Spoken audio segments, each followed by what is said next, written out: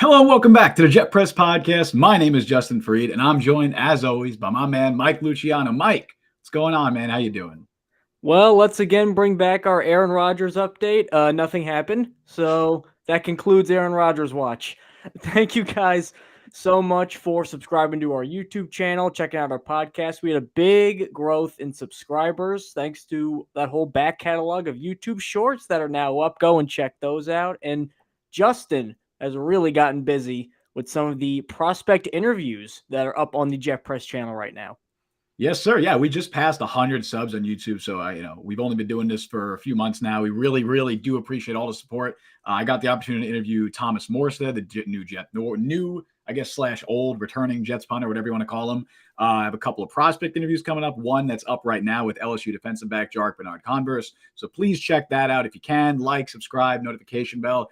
You guys know what to do. We'll get into more of that, I'm sure, later. But just wanted to give a quick shout out to that before we get started. As always, Apple Podcasts, Google Podcasts, Spotify, you can find us there and wherever you get your podcast. Also, make sure when you're over on YouTube, go and hit that little bell icon top right.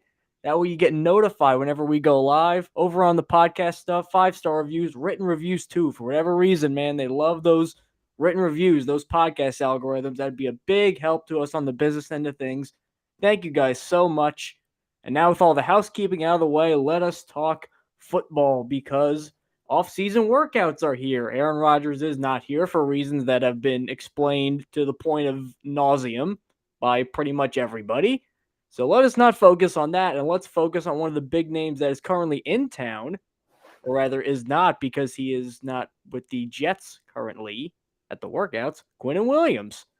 So Quinnen Williams doesn't report to his off-season workouts, which he said pretty much that he was going to do because he didn't have a new deal. That's been out there for quite some time, and then he did it.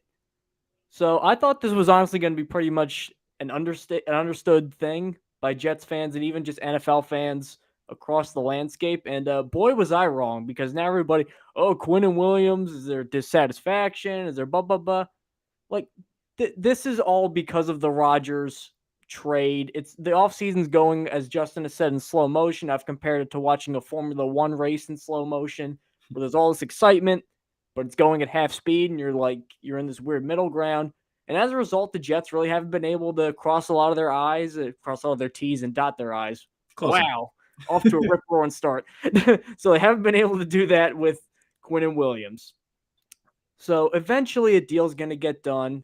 Now, looking at the defensive tackles that have signed this offseason, because there have been a couple, the market has pretty much said the Aaron Donald contract is an aberration because Aaron Donald himself is an aberration, and no one's challenging that. The two deals I'm looking at are Daron Payne, who is not as good as Quinnen Williams, getting 4 years, $90 million from the Washington Commanders with $55 million guaranteed at signing. That is a big chunk of change. And then Jeffrey Simmons, a guy who I would say is kind of on Quinnen Williams' level, or maybe a little better depending. I don't think he is, but I could see how you can make that argument. He signs a 4-year, $94 million deal with the Tennessee Titans. So right there is Quinnen's market. It's been done for the Jets already. They know what to pay for him. It's going to be 4 years, not quite $100 million, but in that 22 to $23 million a year range. A good chunk of it guaranteed. This thing will get done. I'm confident about it. Anyone freaking out over this is really just trying to make a mountain out of a molehill, in my opinion.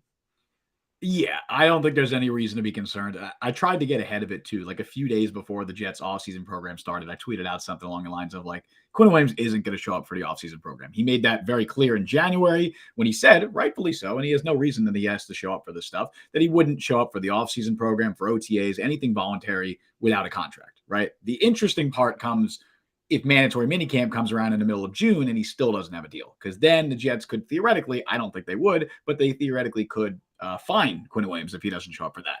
I want to believe and I want to hope that we don't get to mid-June and Quinnen Williams still doesn't have an extension, but we don't know. Like the last we had heard is that there's not really a ton of progress on deals or on extension talks.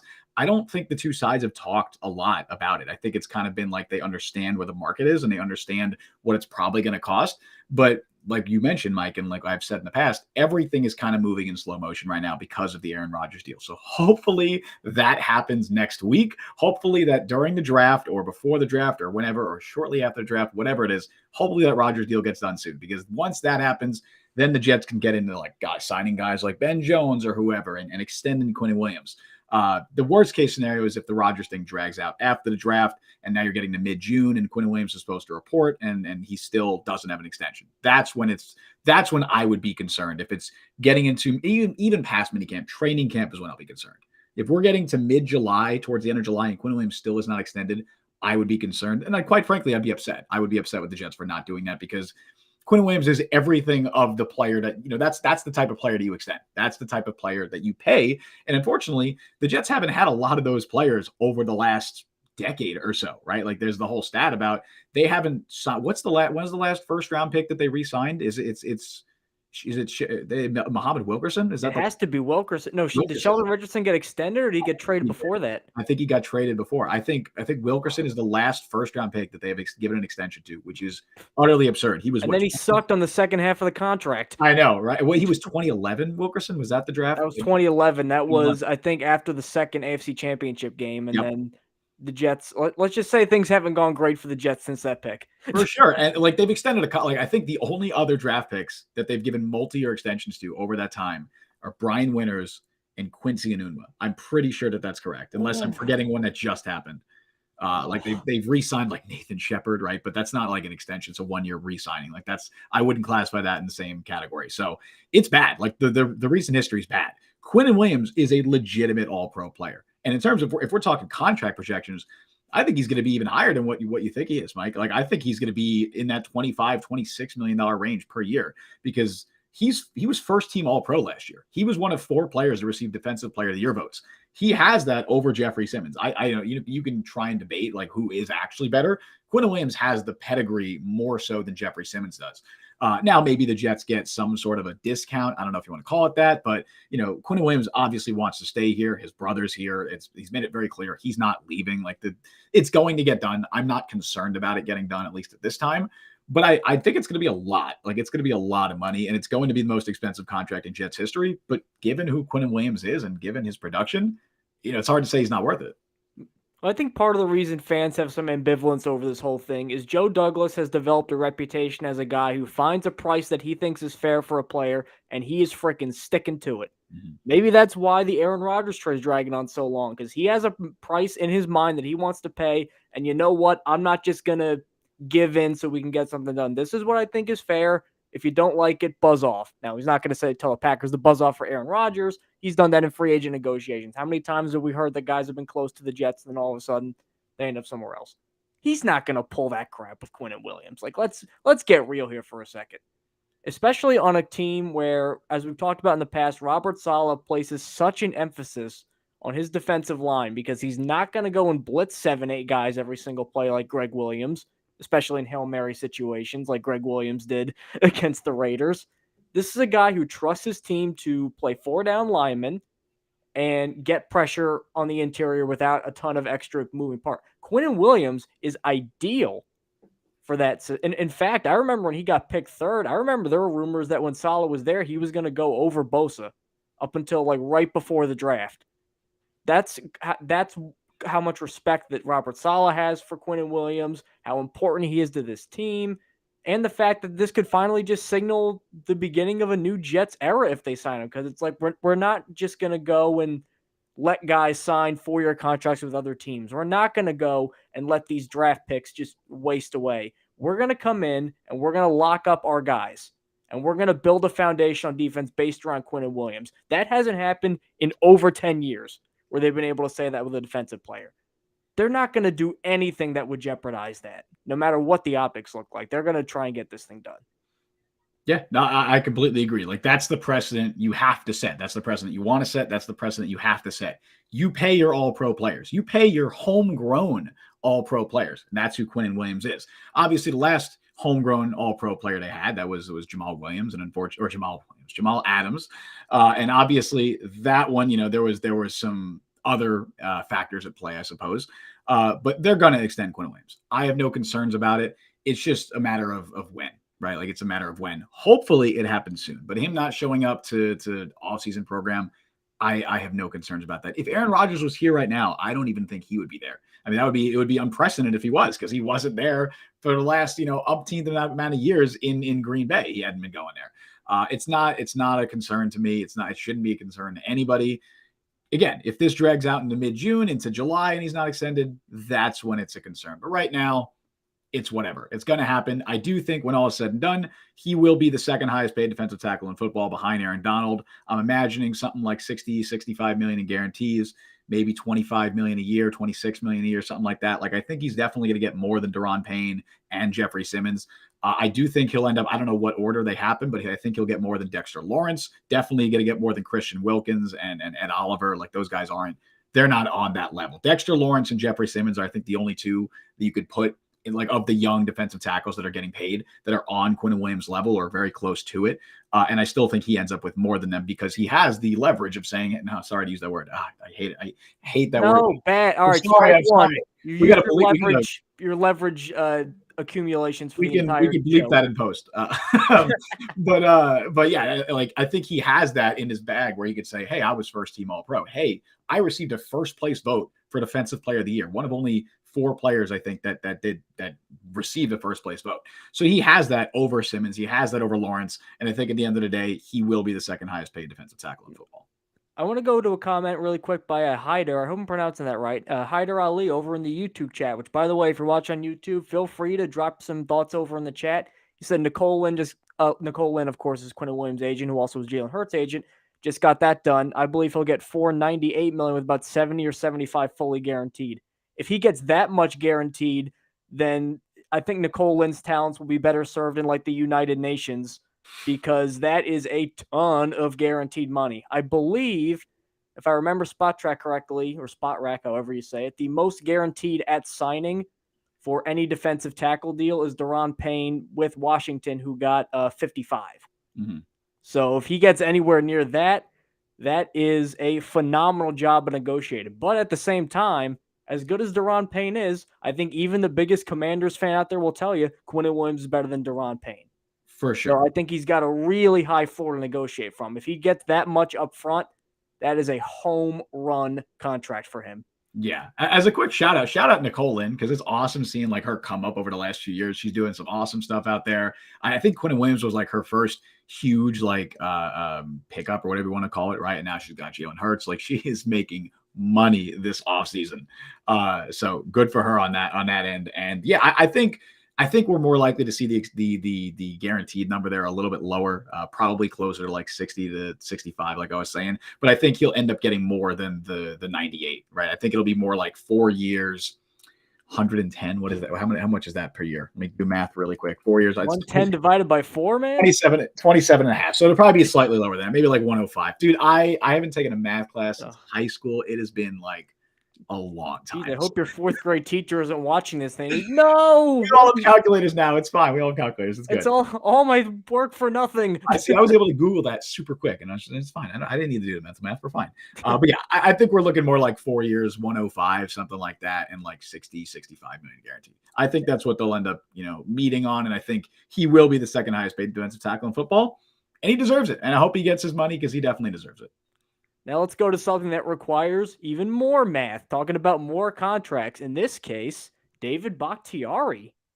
Really? David Bakhtiari with the Jets? You bet, because there was a quote from Rob Domofsky, I believe, if I'm pronouncing that right. Yep, over on the Rich Eisen show, because he was asked if Bakhtiari, who is as close with Aaron Rodgers as anybody, as any teammate he's played with, maybe with the exception of Randall Cobb, who was linked to the Jets for God knows how long, would he be interested in coming to the Jets? Domofsky said that he doesn't really think he'd be included in any sort of Aaron Rodgers trade package, but he said, I'd be willing to bet that Bakhtiari would love to be a part of that deal. And this all comes to, here's my views on the Bakhtiari thing, because I think given his cap situation, how much money he's owed, for example, he's owed, it'd be a $21 million cap hit if they get rid of him. They could get rid of him, I think, the year after that for a little bit less. It wouldn't be as financially crippling.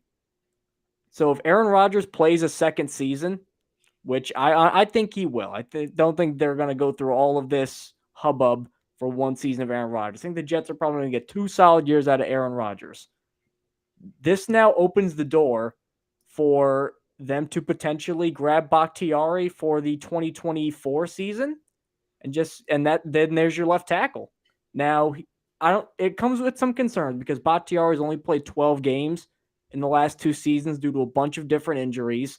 He's not the all-pro player he was early on, but I still think he's an above-average player when he's healthy. This may not be something that can happen this year, but Joe Douglas definitely put a little rabbit ear on this because he knows that after this year, if he doesn't take an offensive tackle in the first round, which I think there's a good chance that they don't, that Mekhi Becton, who knows what's going to happen with him, and I'd imagine this is it for Dwayne Brown. So the tackle room could get totally cleaned out. That's as good of a replacement, I think, as you can hope for.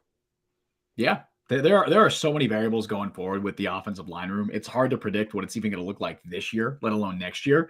But I do know with the Bakhtiari thing, like they can't trade for him this year. He's not going to be included in any Aaron Rodgers trade package, even if he might want to be. It's cool to hear that he might want to be. But it's always good to hear guys come to want to play for the Jets. That hasn't happened for 10 years. I know. I just hope it actually happens. Like, Odell really wanted to play for the Jets, but here we are. I know there's other reasons for that. I know. Although it's, after what you heard what Ndamukong Suh said, obviously recently, where he said he didn't want to come to the Jets because he didn't think they were true contenders, right? Did you see that? Yeah, and Ndamukong Suh, the guy who steps on people, has good decision-making skills. He's the Draymond Green of the NFL. Sorry, it's topical. I had to.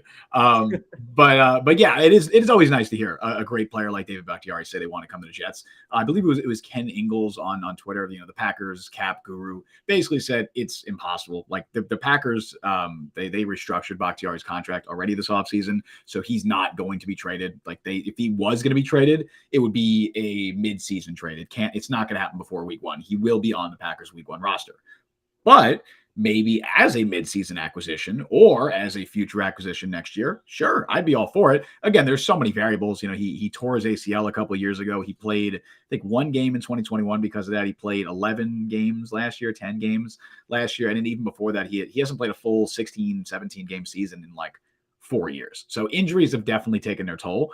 But when he's on the field, he's still one of the best left tackles in football. And I think that's very clear. Packers fans know that. But they kind of are entering a new era in Green Bay. And I would not be surprised at all if Bakhtiari is not on the Packers roster in 2024.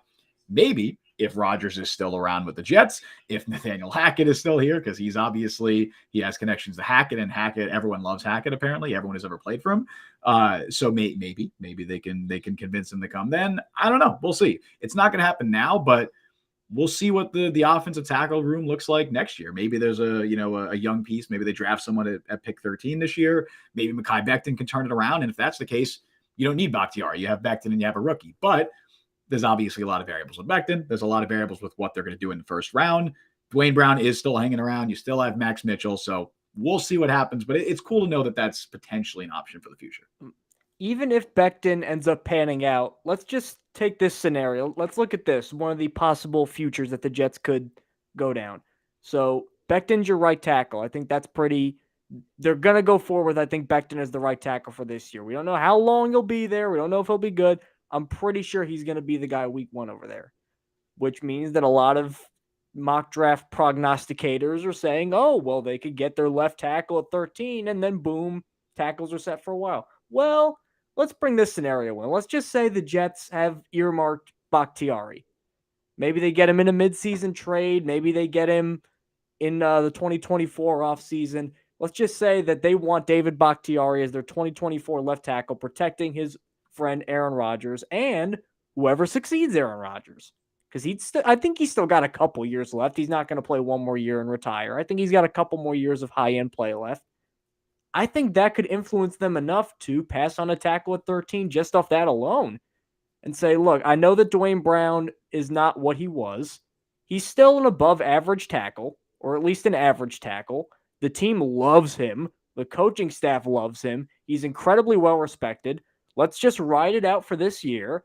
And then when Bakhtiari becomes available, we'll snatch him up. And then there's left tackle for the next 3 seasons. I think that that's a possibility they could definitely consider. Now, if they get an offensive tackle at 13, that might bring an end to the Bakhtiari thing because I feel like they're just going to roll with the new guy. If they pass on him, you might be able to start those Jets Bakhtiari photoshops because I think they really be looking at him strongly.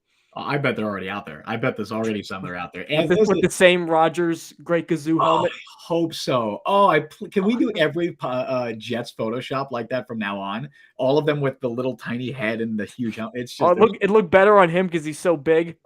They're so good. I need every. I want to commission someone to. I'm not actually saying this, but I do want to commission someone to like make every Jets Photoshop like that from now on because they're so good. I think Bakhtiari is more of like a. Maybe this happens in the future, and if it does, cool. I don't think it's like him potentially being available would influence their plans for 2023. I don't think they're going to think of it that way because he himself is a question mark. Like, it's not like, oh, we're definitely going to get, we definitely have the potential to get this all-pro left tackle. What if he suffers, what if he tears his ACL again this year? What if he has another injury and he misses the whole year? Well, now what if Aaron Rodgers gets hurt? That's like you can't predict. No, of course, but obviously Bakhtiari has a recent injury history. He's had an ACL a couple of years ago. He hasn't played a full season in like 4 years. If he has another injury-riddled campaign, how much can you even rely on him going forward, right? So I don't think he would be any I don't think he'd be someone that influences their current plans. I think he'd be more someone that, hey, maybe he's an option down the line, and it's cool to know we have that option. It is really I don't want to get on a tangent, but it's so interesting to think of what the Jets are doing at 13 because I genuinely don't know. I want to say tackle, but you do have Dwayne Brown and Mekhi Becton, and if you do draft a tackle, I don't know. One of those guys is sitting. One of those guys is going to sit. And I don't want it to be Becton. If Becton is healthy and he comes back, he looks motivated. He looks great right now. And that's not someone I want on the bench, right? But Dwayne Brown, you're paying him $10 million this year to hopefully be your left tackle. And then he was hurt a lot of last year, so to hope he's going to be better this year. I don't know. It's a weird situation all around. I don't want to get on a tangent there, but it's a weird situation. We'll get into tangent. I think next week's show is going to be the big draft extravaganza. We can get into as many tangents as possible. The only reason I think that the Bakhtiari potentially being available could influence the Jets this year is because not only is Aaron Rodgers particularly, he's put out some feelers of I'd love it if I have Odell. I'd love it if I had this guy. I'd love to play with Nathaniel Hackett. He loves to mention guys that he would like to play with. And all quarterbacks do that. I mean, look at what Tampa Bay did with Tom Brady. I mean, Tom Brady was basically the assistant GM. Get me Akeem Hicks. Okay. Get me Antonio Brown. Okay. With no, that's just how guys operate. You don't think if Aaron Rodgers is coming to the Jets, he's not saying, get me freaking David Bakhtiari if he's available at all? I think that if they're that pot committed to Aaron Rodgers, I think they're going to give him some influence in personnel. Not that he's going to be the GM, but I think they're maybe consult him on guys. Hey, would you like to play with this guy? What do you think of that guy? And I think once he gets that influence, I think he might be in a position where he could say, I want David Bakhtiari if he's available. That's why I'm thinking that he could have that much of an influence even on this current draft. Maybe. I'm sure he will have a say. And like you mentioned, that is totally normal. It's not unprecedented at all for a future Hall of Fame quarterback to come in and potentially have a say in some of the roster decisions. It's not being a diva. It's just how things work. We saw it with Peyton Manning in Denver. We saw it with Tom Brady in Tampa. Now we're seeing it with Aaron Rodgers in the Jets, assuming he is traded to the Jets, which technically hasn't happened yet. But that's totally normal. And I do think that a lot, some of their roster moves this offseason have been influenced by that. Obviously, they went out and signed Alan Lazard. They brought in Tim Boyle as their potential backup quarterback. They hired Nathaniel. I know you love Tim Boyle. They hired Nathaniel. Oh, he's my favorite quarterback, man. I love 34 interceptions and 15 touchdowns. Can't get enough of it. He was an okay quarterback at Eastern Kentucky. No, he wasn't. He wasn't even okay. He was below average. Yeah, we don't got to get on a Tim Boyle tangent again. But yeah, I think he's obviously clearly had some say in the roster decisions this offseason. That said, they haven't made every move that he supposedly wanted, right? Even if that supposed wish list wasn't him saying, hey, sign these guys, clearly he probably hinted at, I'd love if these guys were also in New York with me. And some of those guys on that list, Odell Beckham, that didn't happen. Obviously the Jets had a lot of interest, but that didn't happen. Randall Cobb's still out there. Mercedes Lewis is still out there. I don't think the Jets are going to make either of those moves. It doesn't seem likely. So it's not like they're just making every move that Rodgers might have hinted at wanting. Obviously, Bakhtiari is on a completely different tier than Mercedes Lewis and Randall Cobb. It's cool. Like I said, it's just a little bit, right? But it's awesome to know that he would potentially want to be traded to the Jets, that he would love to be reunited with Aaron Rodgers. And it's great that might be an option for the future. It's just there's so many variables before we get to that point. And I don't think the Jets are going to make any decisions based on what potentially could maybe possibly happen with David Bakhtiari in 2024.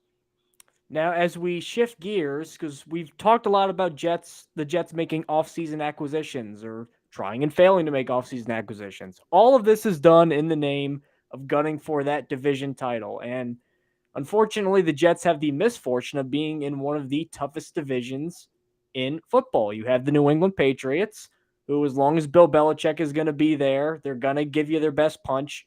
You got the Miami Dolphins, who are loading up on players, and I really like what Mike McDaniel's doing offensively. And then the Buffalo Bills, who are just a juggernaut because Josh Allen by himself can win you games.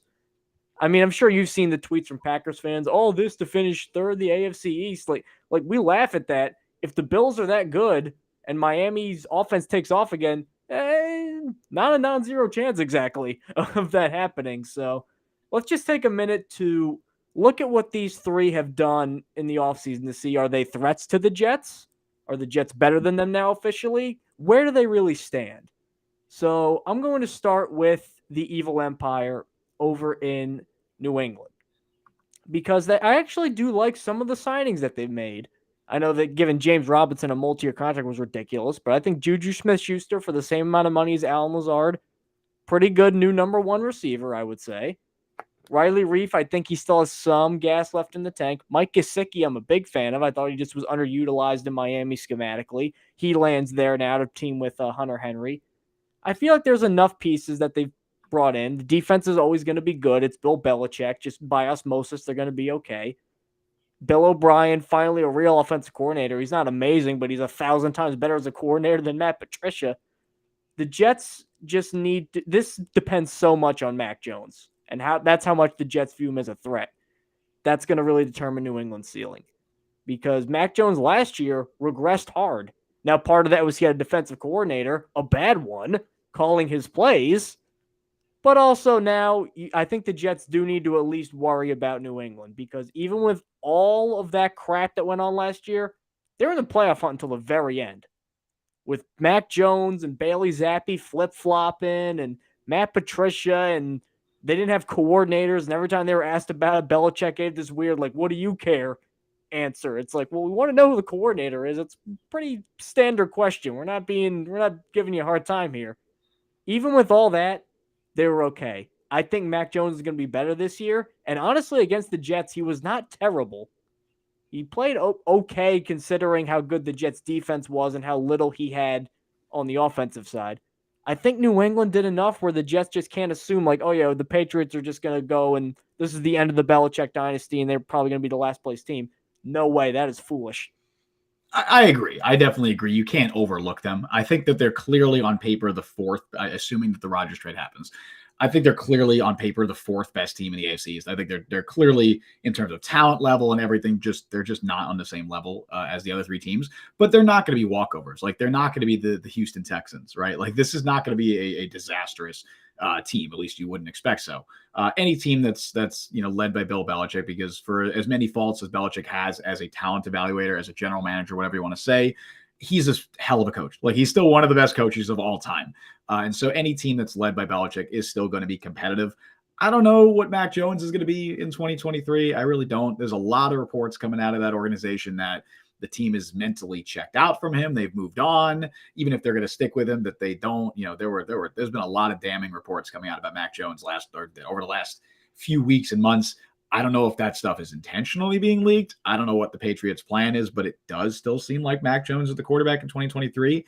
I do think he'll be better because he does have a better play caller. Like Bill O'Brien, again, for all of his faults that he had as a head coach, is still a hell of a play caller. Like, he's a very, very, very intelligent offensive mind. So that's a massive upgrade over the duo of Matt Patricia and Joe Judge. So at least I think they're doing something. Yeah, you're right. Joe Judge was like the quarterback's coach, but he also was the coordinator and did some special team stuff on the side. It's like, have a guy do a job, Bill. Yeah. They took a DC turned failed head coach and a special teams coordinator turned failed head coach and made them run the offense. Like, that was their plan for last year. Crazy. It's mind boggling, but I do think he'll be better. I do really like the Mike Gesicki signing. I think that was a good move for them. That was probably my favorite external addition they made. James Robinson's whatever. We'll see if he has anything left in the tank. Maybe a year removed from the Achilles injury because now he's had a couple years. The Juju signing is nice. They brought in Jabril Peppers, which is fine. Devin McCourty did retire, so that's a big loss to that defense. I still think they'll have a good defense, but that's a huge loss. Like it's honestly hard to even imagine a Patriots defense without Devin McCourty, given how long he's been there. But I think they're not walkovers, like you said. I'm not concerned about them. I don't think they're winning the division. I think a playoff shot or a playoff opportunity is a unlikely situation for them. I think it's an unlikely outcome. But they're not going to be walkovers, and they're definitely a team that can steal some wins from the Jets, from the Bills, and the Dolphins. Like all three teams, I think all three teams, the Patriots can steal a game from. It's just they're not my biggest concern by any means. So let me play a little game with you quick. I want to do this for all three of the teams. Okay. So I'm going to make up my own over-unders. I'm going to be my own Vegas here. So over-under for Patriots wins this year, let's say 8.5. Where are you going? I'll take the under on that. Wow. Okay. I don't think they're going to be above 500. I don't think they're because if they're above 500, that means one of the other teams, presumably you'd expect one of the other teams in that division to be below 500, right? That's the presumption here. It's just weird to pick a Bill Belichick team to be below. Like I almost can't mentally do it. They were last year, no? They were last year, right? 9-8, and again, that was with one game against the Raiders where Jacoby Myers just literally threw the game away and threw it right to Chandler Jones. So even with that.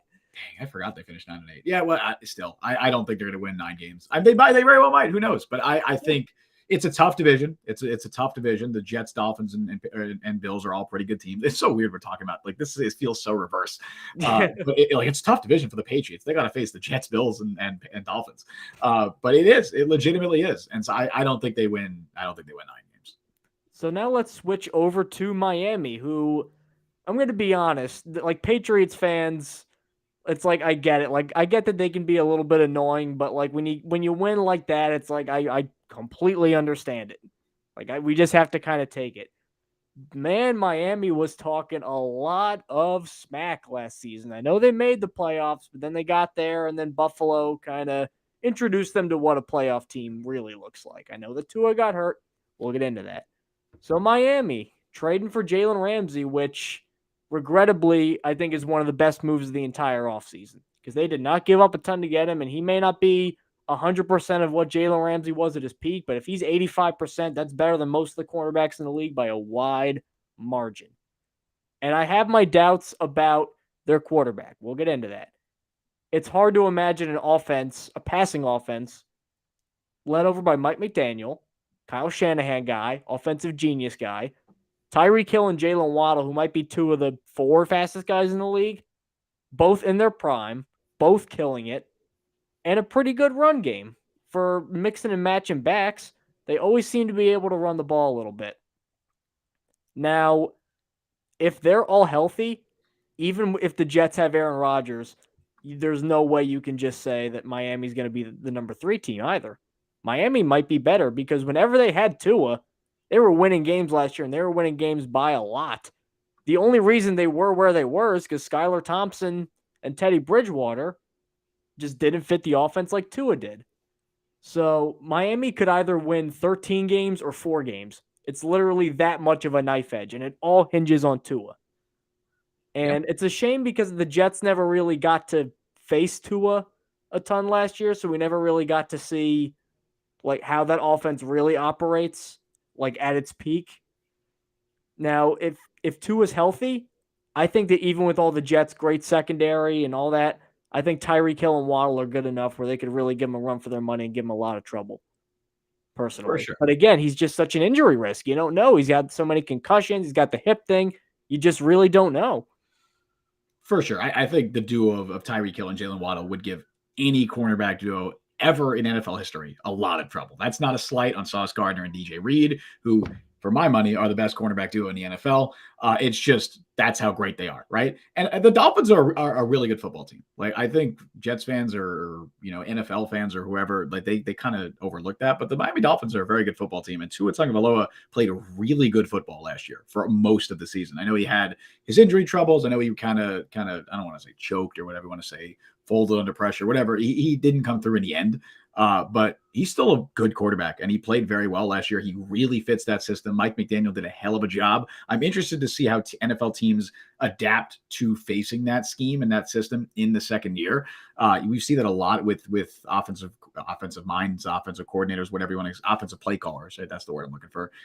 Where their first year they find a lot of success, and the second year teams kind of adapt. I'm really interested to see if that happens with Mike McDaniel. I believe in his talent and I believe in his offensive mind. So I'd like to, as an NFL fan, hope that wouldn't be the case, but maybe it is. The Jalen Ramsey move is one of the best moves of the entire offseason. Their secondary last year sucked. It was bad. Like Xavier Howard had a really bad year. Byron Jones was hurt. Noah Igbenogany is bad. Like they had a lot of issues in that secondary. So bringing in a player who is genuinely still one of the best cornerbacks in football. I know there was some debate about that when he was traded. He is still an exceptional player. Legitimately a top 5 cornerback in the NFL in my mind right now still. I don't buy anybody saying that he's fallen off. He's still a great player. So that's a huge addition to a defense that really needed help because their defense had some struggles.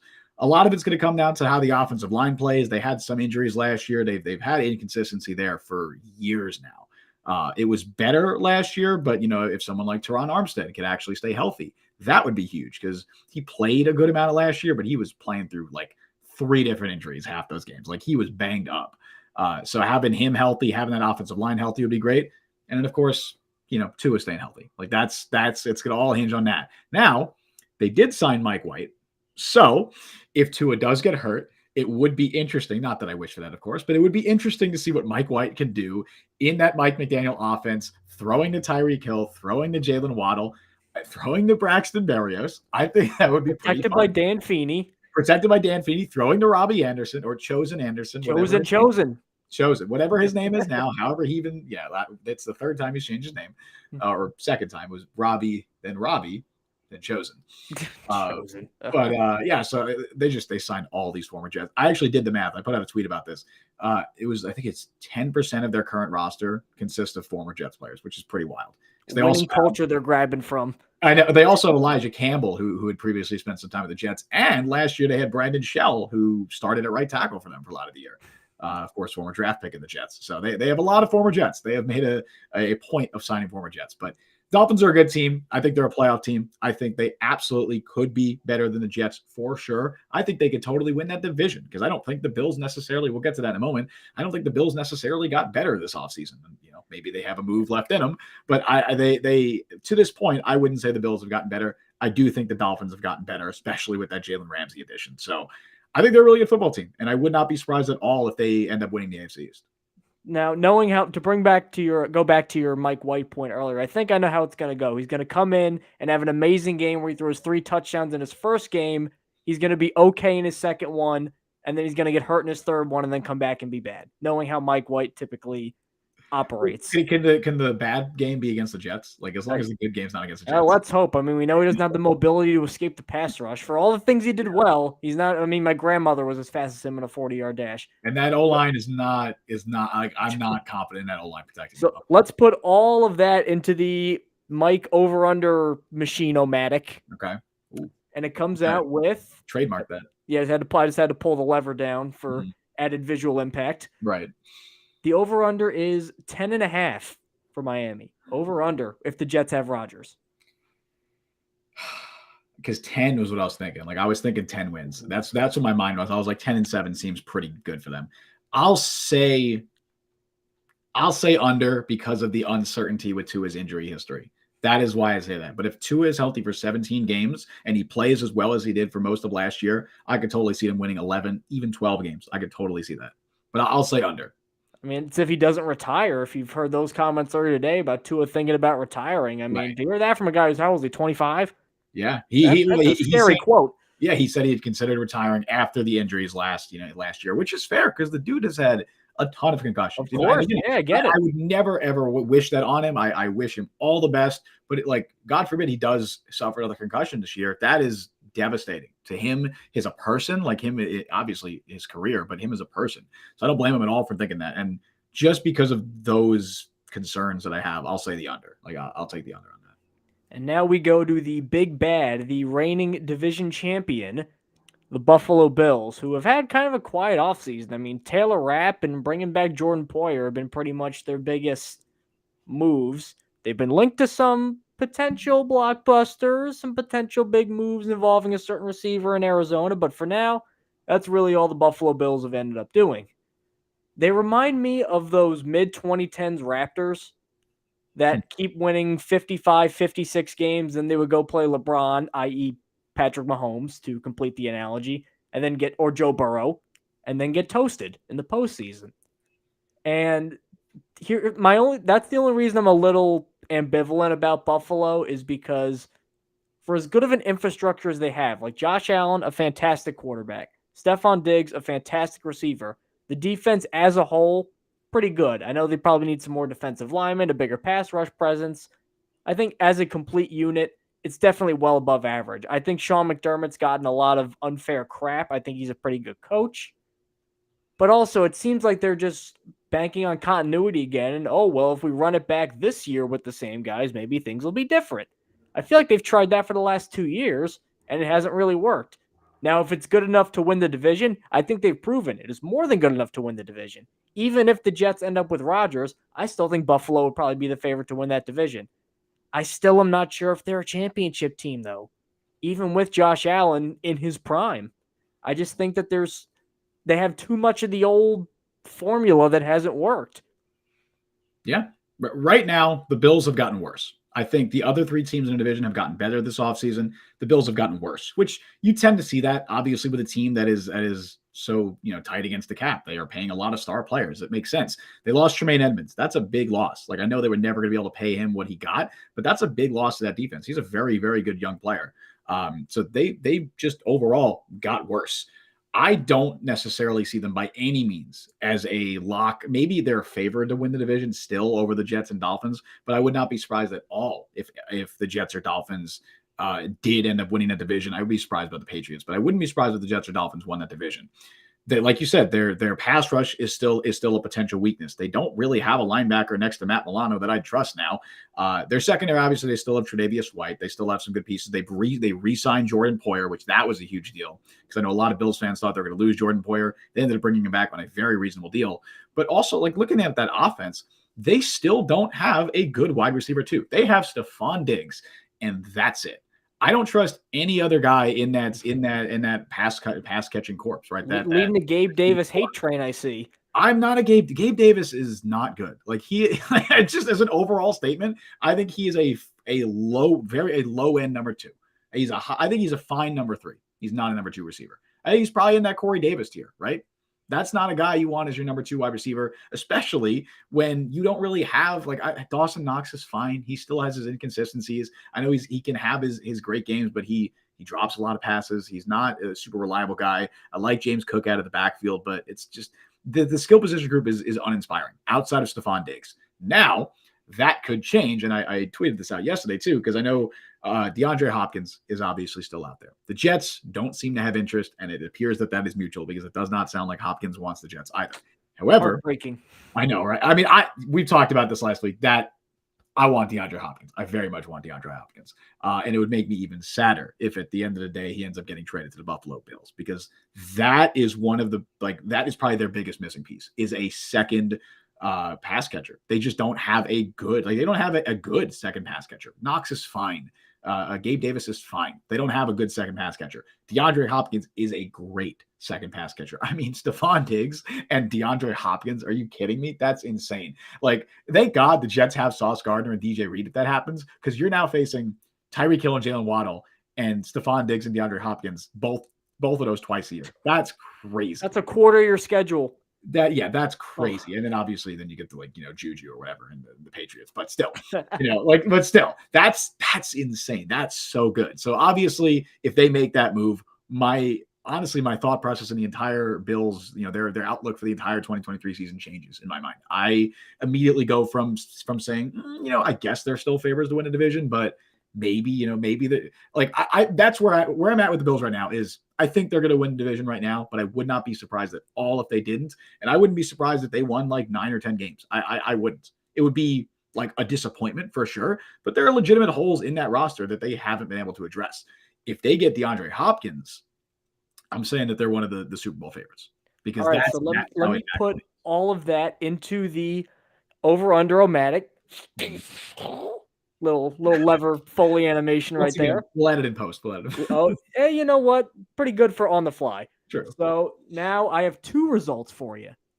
So this comes without Hopkins, and this comes with Rodgers to the Jets. Right. 11.5 over under. Without Hopkins? Without Hopkins. This is a tough 11 one. was my number again. Like you're doing this again. But I'm gonna still say over. I think with Josh Allen, I think they win 12 games. Oh, okay. Now with Hopkins, 12.5 over under. Man, it's tough. Because I mean that duo, as you alluded to, I mean, how many duos in NFL history would be that good? I know the Jets have a great secondary, but that thing would be a nightmare. Obviously, he has to stay healthy and stuff, and right. I still think that they have some holes in that defense. But 12.5. I'll say over. I'll say over. Oof. I'll say over. It's that's crazy. Like that's a super high over, and that's probably still. Honestly, I should have picked under for both, but whatever. I'll stick to it. This is April 9th. It's April. Stick to your guns. It's April 19th. These are all binding for the rest of the time. Yeah, I reserve the right to change my beliefs. Also, you reserve the right to change your Mike-O-Matic. What did you call it, Mike? Over-under-o-matic, man. I worked for hours making that thing. I was distracted by the pizzazz and everything. I didn't catch the name. But yeah, I reserve the right to change my opinions. But for now, I'll say over. Why not? And we reserve the right to change topics, and I'm exercising that right onto our weekly draft spotlight. The best transition for sure. Because our weekly draft spotlight is going to have a little bit of a local twist this time. We are going to be looking at prospects. Now, full disclosure, I know that there is a bit of an argument over what the tri-state area is. Some say New York, New Jersey, Pennsylvania. Some say New York, New Jersey, Connecticut. No matter where, that argument is going to go on till the end of time. So we're going to combine them. We're going to look at prospects kind of in the local area, who've gone to local schools that the Jets could potentially add. And I'm going to focus on an offensive tackle that they are not going to take in the first round. But since they have 2 second-round picks, I think he could be a great target at either 43 or 44, or 42 or 43. Or if they trade down, I think he's a really good fit, and that is Matthew Bergeron over at Syracuse. French-Canadian from Quebec. And then he ends up coming to Syracuse? You bet. Now, he is a little bit raw technique-wise. His hand placement, not very good. His footwork is pretty much what you don't want tackles to do at times. There were a lot of games where he was playing well, but just winning on pure power and pure athleticism, which in the NFL, when everybody has pure power and pure athleticism, you're not going to be able to do as consistently. So he's a little bit raw, but if Dwayne Brown and Mekhi Becton are going to be the starting tackles, you don't need to throw them into the fire immediately. Meaning, you can get a nice developmental tackle that could eventually take over down the line. And if he clicks, boy, oh boy, does he have traits that could really help the Jets out. Really physical run blocker, really good in open space, which is going to be very important for Nathaniel Hackett and his offense. He's got great anchor and pass protection. He's a little bendy. He's not going to let just pure speed edge rushers run right by him. Very athletic for a guy his size. If he clicks and he gets a little better technique-wise, which are things, again, you can teach. It's not something physical where he just has it or he doesn't.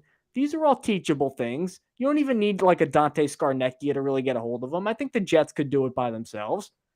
If everything comes together, he might be a long-term starter, and you could snag that in the 40s rather than using 13 on him. Yeah, I like his versatility. Like he has experience playing both left and right tackle. Because of the footwork stuff too, I wonder if a team would be willing to try him at guard. Like I could totally see him making that transition to like a zone blocking guard. You know, I think he could do it. And potentially there might be an opening after this year. If Laken Tomlinson is gone after 2023, which could happen, you have that flexibility with him. So I think that makes sense as a guy who might not start right away, but totally could and could potentially develop into a long-term starter. So I do like that shout. The guy I am looking at this week is Penn State safety Jair Brown from Trenton, New Jersey. So I know, shout out Trenton Central, baby. Jersey boy, which that definitely lines up with you. He went to Lackawanna College in Pennsylvania, so he's like a JUCO guy. Ended up starting a couple years at Penn State. Really versatile guy. Like they used him all over the field at Penn State. Great ball skills as well. He led his team in interceptions as both a junior and senior. I think he had 10 interceptions over the last 2 years, something like that. I think when I watch his tape, like the one thing that like he is a tone setter. That is kind of the vibe I get from him. He is just everything that a coach wants in a player on the field. And I think someone that Robert Saleh would absolutely fall in love with. Just a very, I know coaches have raved about his coachability, whatever you want to call it. He was a leader of that Penn State defense. I think he's a very good downhill safety, but he also has the athleticism to hold up in coverage. They used him as a single high safety sometimes at Penn State as well. So they used him in every conceivable role. And a very interchangeable, versatile player. I think he's probably more of like a, third round guy, definitely a day 2 guy. But in a weak safety class, I think he's someone that I definitely would like the Jets to potentially maybe target, maybe take a chance on. He could physically match up with tight ends in coverage. Like he's got that physicality to him. I think the one part of his game I'd like to see him work on the most is he's pretty inconsistent with his tackling. Like he kind of has Jordan Whitehead syndrome from time to time where he'll overrun plays or he's not super disciplined. That is something that's correctable. Obviously, we've seen it in the past where someone like Ashton Davis, it's just never fixed. But it is correctable, and I think the physical tools and just who he is as his character and everything.